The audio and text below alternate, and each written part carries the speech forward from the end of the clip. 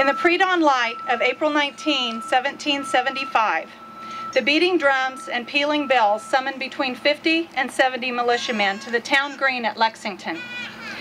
As they lined up in battle formation, the distant sound of marching feet and shouted orders alerted them that the redcoats were soon approaching. Soon the British column emerged through the morning fog, and the confrontation that would launch a nation began. I was 43 years old when I bought my first gun. I don't know why it took me so long to exercise my Second Amendment rights. Growing up, gun ownership wasn't taboo or prohibited in my home.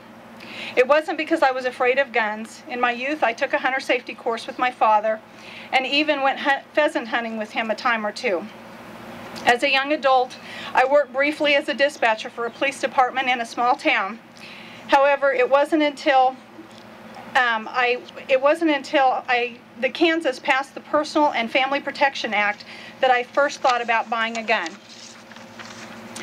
I grew up with the philosophy that if you were going to do something, you better do it right. And I've always been interested in safety-related training, lifeguards, CPR, even self-defense.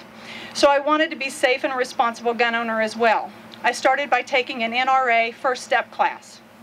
I quickly continued my training with more advanced courses and obtained my concealed carry permit. I didn't walk around worried about being victimized. Carrying a weapon just felt normal. It felt like something I should have been prepared to do all along. Since buying my first gun, I've expanded my collection, bought a shotgun and learned to shoot trap. I then added a rifle or two and taking some long gun classes as well. And in the midst of all this, I began to explore the Second Amendment. I'm no student of history by any means, but I wanted to understand it more clearly. I do believe that our founding fathers recognized that the right to bear arms was an individual right, not a collective one. I also believe that with this right comes from responsibility.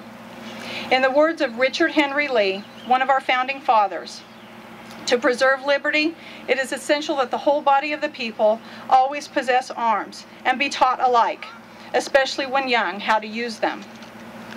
On April 19, 1775, the farmers were called to patriotism to fight for their liberty, and they didn't have to go through weapons training or be issued weapons to stand up and make a stand for liberty.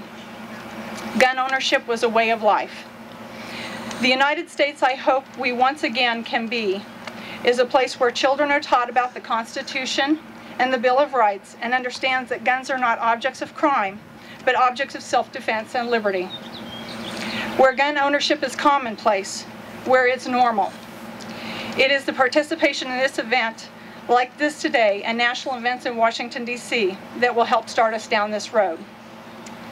We have some wonderful guests today to know the importance of the Second Amendment. And as a tagline of the national event, because it is a right that protects all others, we'll start today with our Kansas legislative sponsor for this event, Connie O'Brien. Good Lord has given us another beautiful day. Although the Lord has been good to us, everything in our land is not right. Have you heard that a federal judge recently ruled that a National Day of Prayer is unconstitutional?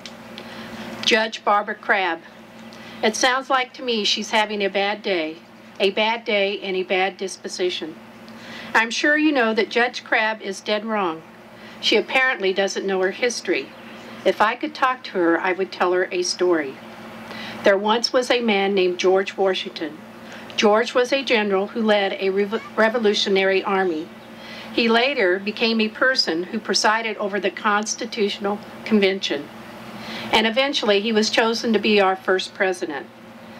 While George was president, the members of the new Congress asked to have a National Day of Prayer. George agreed to their request, and in a proclamation, our first president said, "I do recommend and assign Thursday, the 26th day of November next, to be devoted to the people of these states, to the service of the great and glorious being who is the beneficent author of all that was, that is, and that will be, that we may then all unite in rendering unto him our sincere and humble thanks for his kind care and protection of the people of this country previous to their becoming a nation. Gun control, I'm sure you know, is being able to hit what you're aiming at. I'm proud to be an American, and I'm proud to be in a position where I can defend our constitutional rights. I got to tell you, I was disappointed with my A rating from the NRA. I saw several legislators who had A+, and I was jealous. I was asking myself, just what does a person have to do to get an A+? Well, I found out. To get an A+, you must be an incumbent and have faithfully supported our right to bear arms with your vote. Folks, I plan to return to Topeka next year with an A+ rating. Until then, let's keep up our guard and keep up our good work. Thank you, and God bless.